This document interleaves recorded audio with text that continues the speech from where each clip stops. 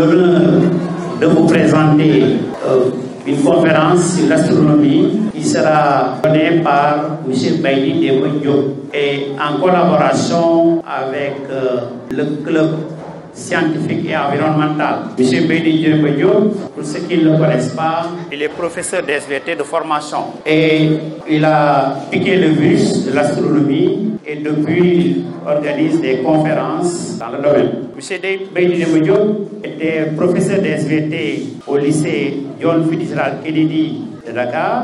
Il était aussi le coordonnateur national de SVT, mais auparavant, il a été le président de l'association des professeurs de SVT du Sénégal. Il est par la suite nommé coordonnateur pédagogique national de SVT au ministère de l'Éducation nationale. Il a obtenu son diplôme de sciences de l'éducation à la chaire UNESCO de Dakar. Il est secrétaire chargé de la formation de l'ASPA, Association sénégalaise pour la promotion de l'astronomie. Il est président de l'association de médiation scientifique, ACMS. Il est président administratif du collectif des associations de disciplines académiques.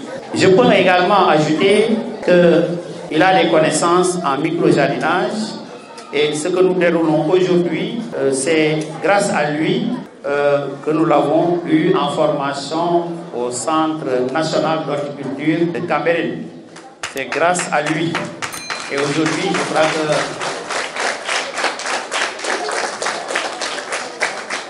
je crois que vous avez tous vu aujourd'hui le résultat que cela donne. Donc c'est quelqu'un qui aime faire du social, qui aime donc les mouvements associatifs, et ceci depuis l'université en passant par l'école normale supérieure. Et je rappelle également que M. Baïdi Demba Diop est un promotionnaire. Donc nous étions à la faculté et ensuite à l'école normale. Et depuis lors, on échange. Et dans d'autres travaux également que je me garderai de citer ici. Donc merci M. Camara. Donc voilà. Bonjour chers professeurs et bonjour chers élèves. Aujourd'hui, je suis là pour vous présenter notre club scientifique. On sait que de nos jours, les activités principales de l'homme ont tendance à être des facteurs de la dégradation de notre environnement. En effet, l'émission excessive de gaz à effet de serre empiète sur la préservation des ressources naturelles. Ceci n'est qu'un court exemple des innombrables actes qui dégradent notre planète. Le club scientifique et environnemental est une organisation en réaction contre ces actions. En plus de cela, c'est un instrument de valorisation de la science, c'est-à-dire faire découvrir les sciences techniques et surtout avancées, initier à la démarche scientifique ou encore stimuler la curiosité et l'envie de comprendre la science. Dans ces mots, on nous explique que le club scientifique est fait surtout pour nous montrer la vraie valeur de notre planète. Notre club a plusieurs missions. En premier, il est là pour, par exemple, dû aux activités qu'on fait en ce moment, on est en train de préserver la nature en reboisant. Par exemple, on peut bel et bien dire que, par exemple, les feux de brousse qui épuisent la nature et surtout les ressources que nous-mêmes utilisons. On peut savoir que l'acte principal qui favorise ce renouvellement, c'est le reboisement. Et aussi, dans notre club scientifique, on fait de l'agriculture et aussi on met en valeur les plusieurs techniques de recyclage qui pourront nous permettre de faire maintes créations diverses. Bonjour chers parents, bonjour chers élèves. Nous allons parler aujourd'hui d'astronomie. Alors je vois que la cible est beaucoup trop jeune, donc j'adapterai le langage à ça. Je vais essayer d'adapter le langage et donc de ne pas vous présenter tout ce qui était prévu là. Alors nous allons parler de quelques notions. On a l'habitude de parler d'étoiles, de planètes, de lune. Qu'est-ce que c'est? Quelle différence il y a entre l'un et l'autre? C'est par là qu'on va d'abord commencer. Ensuite, quand on fait de l'astronomie, il faut connaître au minimum le système solaire, notre système. Enfin, la question philosophique, sommes-nous seuls dans l'univers?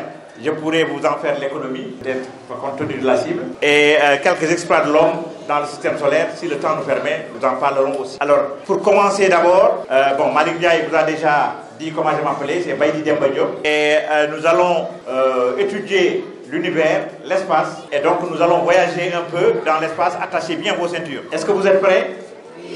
Vous avez bien attaché vos ceintures. Voilà, alors on va voyager ensemble dans l'espace, on va voyager dans l'univers. Alors, cette photo a été prise dans une portion du ciel de moins d'1 degré. Vous connaissez un angle d'1 degré. Un angle d'1 degré. Donc c'est sur un petit angle de moins d'1 degré, on a toutes ces étoiles-là. Il y a combien d'étoiles ici? Plusieurs. Bon, elle règle la question, elle dit plusieurs. On va retenir plusieurs. Alors sur un angle de moins d'1 degré, on a toutes ces étoiles-là. Ça nous amène à nous poser une question sur le nombre d'étoiles contenues dans l'univers. En exploitant les photographies prises par les observatoires, aujourd'hui, on admet que le nombre d'étoiles dans l'univers est équivalent au nombre de grains de sable qu'il y a, non pas à Kambal ou autour de Kambal, mais le nombre de grains de sable qu'il y a sur la planète Terre. Le nombre d'étoiles dans l'univers équivaut au nombre de grains de sable qu'il y a sur la planète Terre. Vous voyez, vous imaginez un peu. On ne peut pas donc se représenter le nombre d'étoiles qu'il y a dans cet univers. Et ces étoiles-là, elles sont groupées par paquets que l'on appelle des galaxies, on le verra un peu plus. Et dans notre galaxie, on a déjà 350 milliards d'étoiles. Et quand on compte le nombre de galaxies qu'il y a, on dénombre au minimum 150 milliards de galaxies. Et une galaxie compte au moins 100 milliards d'étoiles. Nous, notre problème, c'est de savoir ce que c'est qu'une étoile, ce que c'est qu'une lune, ce que c'est qu'une planète. Mais avant, je voulais attirer d'abord votre attention là-dessus, parce que cette constellation, regardez bien, une constellation est un groupe d'étoiles. Alors cette constellation-là, elle présente ici une étoile géante rouge. Vous la voyez? Il y a ici une géante bleue et vous avez 3 étoiles au centre. Cette constellation, comment on l'appelle? C'est Orion. C'est la constellation d'Orion. C'est Orion qui est là, avec sa ceinture. Le soir, quand le soleil va se coucher, le soir, pour ceux qui resteront là, on verra Orion à l'œil nu, dans le ciel. C'est une constellation qui est nettement visible. Alors cette constellation d'Orion, elle présente 3 étoiles au centre. C'est la ceinture d'Orion, la ceinture. Et cette ceinture de 3 grandes étoiles, ces étoiles-là ont pour nom Al-Nitak, Al-Nilam, Mintaha. Al-Nitak, Al-Nilam, Mintaha. Ça sonne quoi ça? Ça sonne arabe parce que les Arabes ont beaucoup fait dans l'étude de l'univers. Et quand on dira Sirius, Arcturus, Antares, ça sonne quoi? Ça sonne grec, latin. Donc les Grecs ont beaucoup aussi fait dans l'étude de l'univers. Donc vous entendrez beaucoup de mots à résonance arabe. Alors pourquoi je m'arrête un peu sur cette constellation? C'est pour vous montrer qu'il n'y a pas que les Américains ou les Européens qui ont observé le ciel. Les Africains aussi ont observé le ciel. Et ici, au Sénégal, comme dans les pays proches, il y a une ethnie que l'on appelle les Peuls. Les Peuls. Et les Peuls, vous savez comment ils appellent ces 3 étoiles-là? Bab, Djombab, Goudjobab. Bab, Djombab, Goudjobab. L'âne, le propriétaire de l'âne, et le voleur de l'âne. Cela signifie que eux, ils avaient aussi observé le ciel. C'est pour vous montrer tout simplement que nos communautés ont eu à observer le ciel depuis très longtemps. Et c'est pour illustrer l'appellation Peul de la ceinture d'Orion que je vous présente cette image-là. L'âne, le voleur de l'âne et le propriétaire de l'âne. Voilà comment ils nomment les 3 étoiles de la ceinture. Donc, ce n'est pas quelque chose d'étranger. Les gens observent le ciel et utilisent le ciel pour s'orienter. J'ai été à Fatigue et j'ai vu un vieux qui m'a dit, je lui ai montré une constellation, les Pléiades, et il me dit, cette constellation, chaque fois qu'on la voit, on sait que l'hivernage arrive. Il va pleuvoir dans quelques jours. Donc, les Africains, nos communautés, ont longtemps apprécié le ciel. Et vous, on vous présente justement l'astronomie pour que vous sachiez que vous aussi, vous pouvez être comme les Américains, comme les Français, comme les Allemands, etc. Vous pouvez faire de l'astronomie. Ce n'est pas réservé à une ethnie ou à une race. Je reviens à la question principale, notion de planète, de lune et d'étoile. Est-ce que ceux qui sont au fond là, vous voyez les trois boules, la boule qui est là, celle qui est bleue et celle qui est petite et à côté de la boule bleue. Vous voyez ça au fond là? Nous avons là une étoile, une planète et une lune. Notre question c'est, qu'est-ce que c'est qu'une planète? Qu'est-ce que c'est qu'une lune? Qu'est-ce que c'est qu'une étoile? Alors regardons un peu de mouvement à partir duquel on va essayer de les caractériser. En bleu, c'est la planète. Alors si on veut caractériser la planète, qu'est-ce qu'on va dire? Qu'est-ce qu'elle est en train de faire, cette planète-là? Qu'est-elle en train de faire? Oui, elle est en train de tourner autour de quoi? Ça c'est quoi? C'est une étoile. C'est notre étoile. Le soleil est une étoile. Le soleil est une petite étoile. Les étoiles que vous avez l'habitude de voir le soir sont plus grosses que le soleil. Donc le soleil aussi est une étoile. Pour être appelé planète, il faut remplir 3 critères.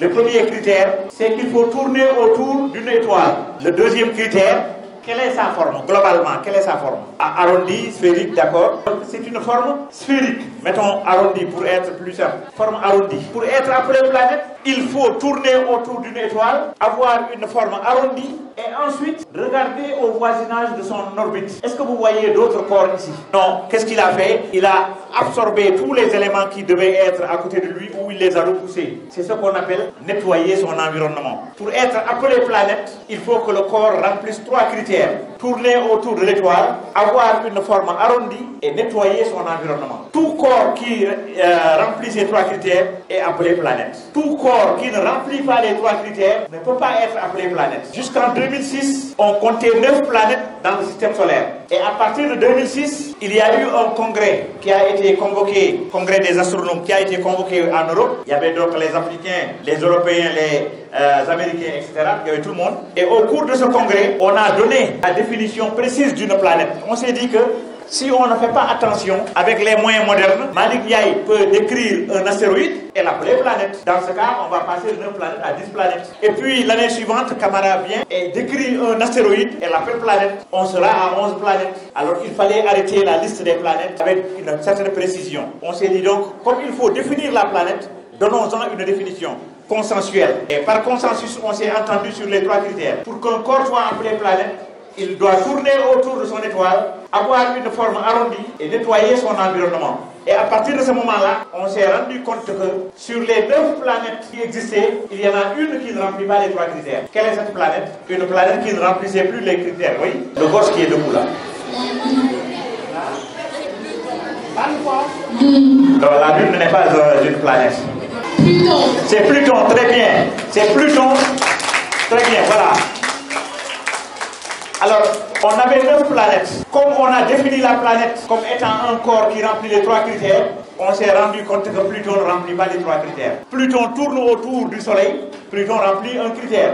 Pluton a une forme arrondie, Pluton remplit le 2e critère. Mais dans le voisinage de Pluton, il y a beaucoup de petits corps que Pluton n'avait pas réussi à écarter. Donc Pluton n'a pas nettoyé son environnement, on ne pouvait plus appeler Pluton planète. Dans la salle, en Europe, tout le monde n'était pas d'accord. On est passé au vote. Et la majorité a accepté de déclassifier Pluton. La minorité qui avait refusé, quand on les a regardés, on s'est rendu compte qu'ils venaient tous d'un même pays. C'était des Américains.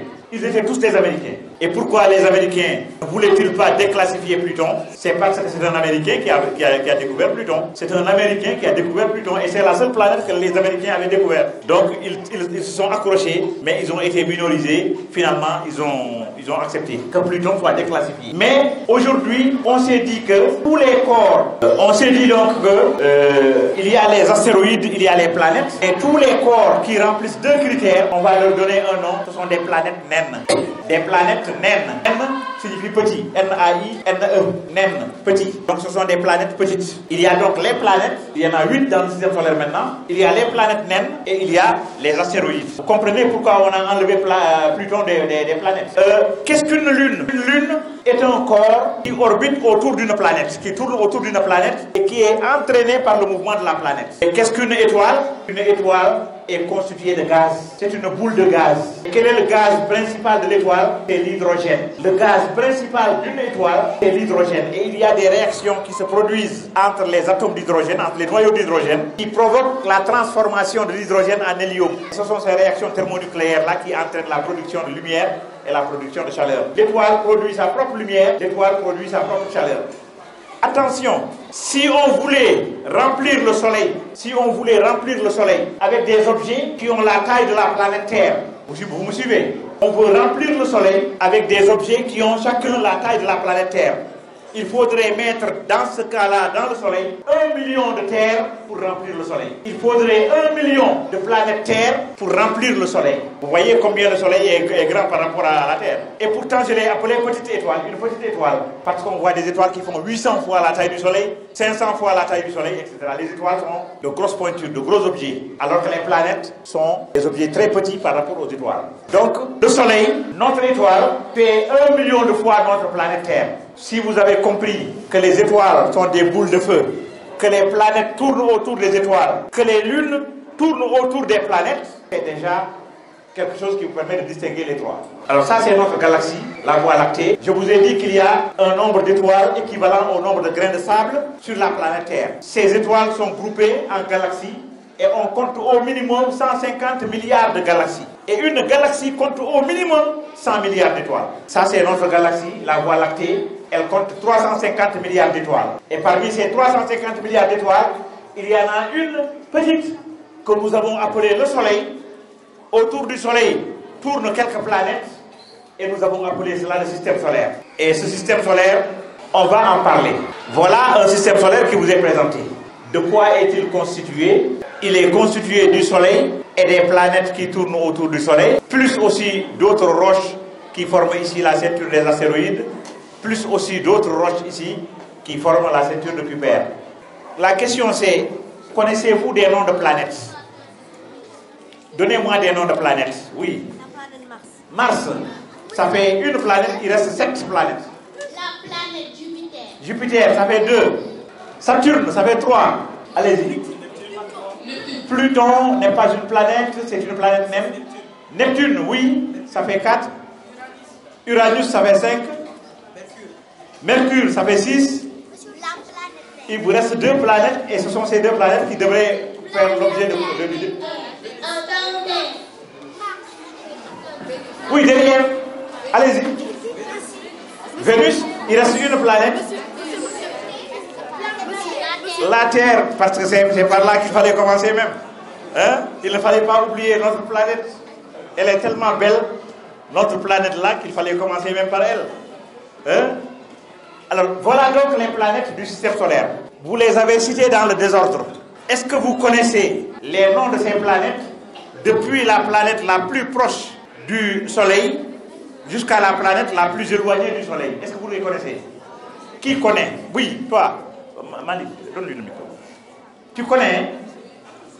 La question c'est, qui connaît l'ordre d'enchaînement des planètes depuis celle-là jusqu'à la planète la plus éloignée? Oui, allez-y. Mercure. Oui. Vénus. Oui. La Terre. Oui. Mars. Oui. Jupiter. Oui. Saturne. Oui. Uranus. Oui. Neptune. Neptune est là, tu as Pluton qui est là, dans la ceinture de Kuiper. Il faut l'applaudir là. Alors, qui connaissait, parmi vous, qui connaissait l'ordre d'enchaînement des planètes là? Levez la main, ceux qui connaissaient. Baissez. Ceux qui ne connaissaient pas cet ordre d'enchaînement, levez la main. Ce n'est pas grave. Alors, je vous donne ici une phrase mémotechnique qui vous permet de retenir plus facilement cet ordre d'enchaînement. Maman, veux-tu me jouer sur un nouveau piano? Maman, c'est Mercure. Veux, c'est Vénus. Tu, c'est la Terre. Me, c'est Mars. Jouer, c'est Jupiter. Sur, c'est Saturne. Un, c'est Uranus. Nouveau, c'est Neptune. Et piano, c'est Pluton. Donc, chaque initiale